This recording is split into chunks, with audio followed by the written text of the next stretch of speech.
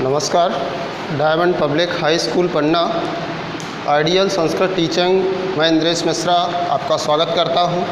आज आप class 10th द्वितीय पाठः न्यग्रोध वृक्षः अभ्यास कार्य देखेंगे। सर्वप्रथम एक पदेन उत्तरम लिखत, प्रश्न क्रमांक 1 से 5वें तक। पहला प्रश्न, ग्रामे कः वृक्षः आसीत्? उत्तर है न्यग्रोध वृक्षः। दूसरा, के मार्गायासं परिहरन्ति स्म? उत्तर है पथिकाः। तीसरा प्रश्न, कस्य ध्वनिः अंतरिक्षम् आस्पृशत्? उत्तर है काकस्य।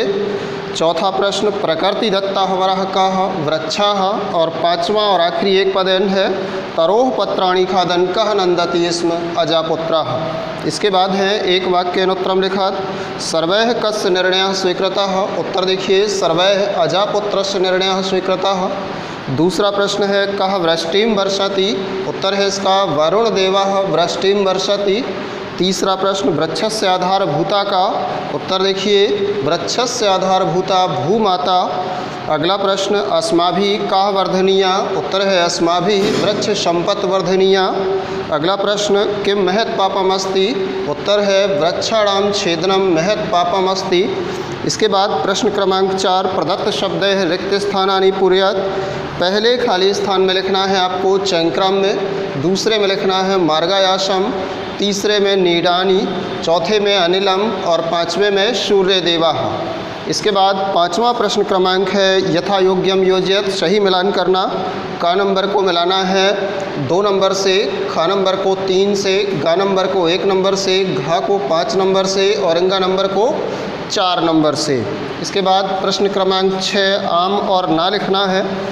पहले वाले नंबर में का में ना, खा में आम, गा में ना, घा में आम और अंगा नंबर में ना लिखना है। प्रश्न क्रमांक 7वें में, प्रकृति प्रत्ययम पृथक कुरु।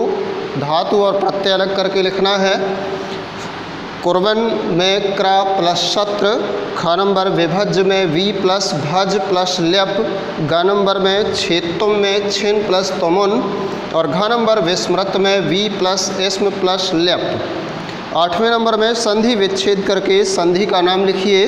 पहला शब्द है ममैव, इसकी विच्छेद संधि होगी मम प्लस एव और नाम है वृद्धि स्वर संधि।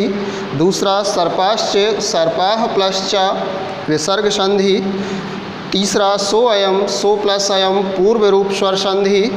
और लास्ट है तत्रागताः, तत्र प्लस आगताः दीर्घ स्वर संधि। प्रश्न क्रमांक 9वां, अधोलिखित पदानाम पर्याय शब्दान लिखत। नीचे लिखे हुए शब्दों के पर्यायवाची शब्द लिखिए।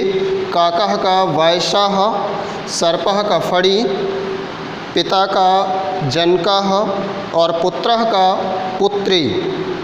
इसके बाद पुत्रः का होगा श्रुतः। इसके बाद अगला प्रश्न क्रमांक 10वां है, अव्ययों से वाक्य रचना कीजिए। पहला अव्यय शब्द है अपि, वाक्य प्रयोग होगा सह अपि गच्छति। दूसरा अव्यय शब्द तरहि, इसका वाक्य प्रयोग है यदि धनम भवति तरहि व्ययम करोति। और तीसरा अव्यय शब्द है ततः, इसका वाक्य प्रयोग है यदा मेघः आगच्छति ततः वृष्टिं भवति। इस प्रकार से आपका ये द्वितीय पाठः न्यग्रोध वृक्षः का अभ्यास कार्य समाप्त हुआ। कल आप तीसरे पाठ महर्षि दयानंदः शब्दार्थ तैयार रखेंगे। इस पाठ का हिंदी अनुवाद पढ़ाया जाएगा। जी धन्यवाद।